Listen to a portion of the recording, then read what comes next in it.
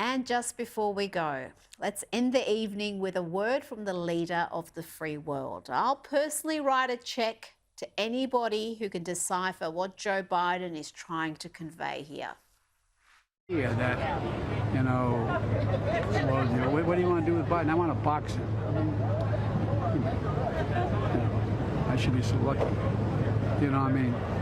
But it is the kinds of things, or, stuff that is coming out of Florida, stuff that's coming out of, Robert E. Lee had been in Afghanistan. You'd have won. No, anyway. Florida, Robert E. Lee.